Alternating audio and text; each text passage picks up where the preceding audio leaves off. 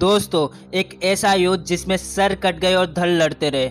एक ऐसा युद्ध जिसमें आपको राजपूत योद्धाओं का शौर्य देखने को मिलेगा, जिसमें आपको राजपूत वीरांगनाओं का जौहर देखने को मिलेगा।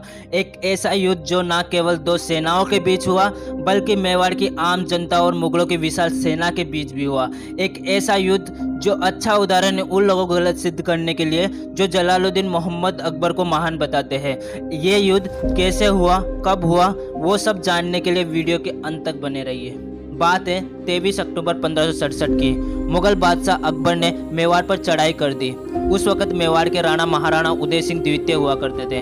राणा उदय सिंह जी ने भी अपनी सेना संगठित कर ली मुगलों को मुंहतोड़ जवाब देने के लिए, पर कई सामंतों द्वारा समझाने पर चित्तौड़गढ़ दुर्ग और अपने 30,000 की प्रजा और 8,000 की सेना को अपने दो मुख्य सेनापतियों के हाथ पर छोड़कर अपने परिवार के साथ जंगलों में चले गए।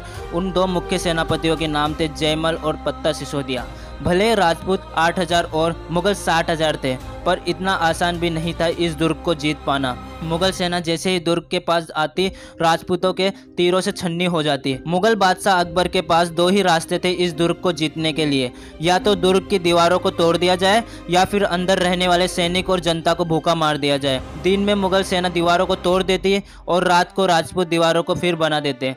यह सिलसिला कुछ दिनों तक चलते रहा। मुगल बादशाह अकबर ने दुर्ग की दीवारों तक सुरंगें बनाना चालू कर दिया। कहा जाता है उस समय मजदूरी इतनी महंगी हो गई थी कि मजदूरों को सुरंगें बनाने के लिए सोने में तोल दिया गया था, लेकिन ये सुरंगें भी अकबर की असफल हो गई। एक दिन जयमल जी दुर्ग की दीवारों की मरम्मत करा रहे थे कि अकबर की नजर उन पर पड़ी। उनके पहनावे से पता चल रहा था कि ये हो ना हो जयमल जी ही है। अकबर ने अपनी बंदूक से जयमल जी के पैर पर निशाना लगाया और जयमल जी घायल हो गए। इससे सभी सैनिकों में क्रोध आ गया और उन्होंने साका करने का निर्णय लिया। साका मतलब उसमें औरतें जौहर करती है और पुरुष केसरिया कर कर मरने तक युद्ध करते थे।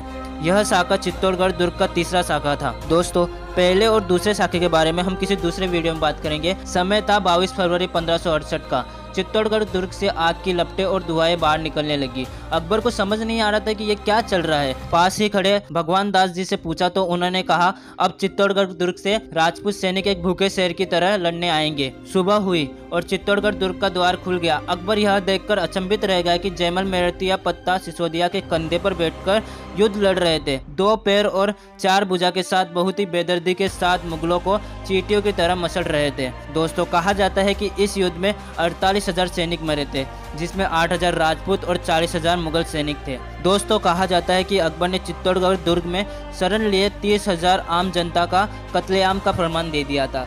इस कत्लेआम के बाद भी हम अकबर को महान क्यों बताते हैं? दोस्तों, लगभग 3 महीने की घेराबंदी का अंत इतना भयानक हुआ। इस कत्लेआम का कलंक मिटाने के लिए अकबर ने जयमल और पत्ता सिसोदिया की पत्थर की मूर्त बनवाई। दोस्तों, बस मैं अंत में इतना ही कहना चाहता हूँ कि 8,000 राजपूतों ने 40,000 मुगलों को मार गिराया था। अब हम मिलेंगे अगले किसी दूसरे वीडियो में, तब तक के लिए मैं विदा चाहता हूँ।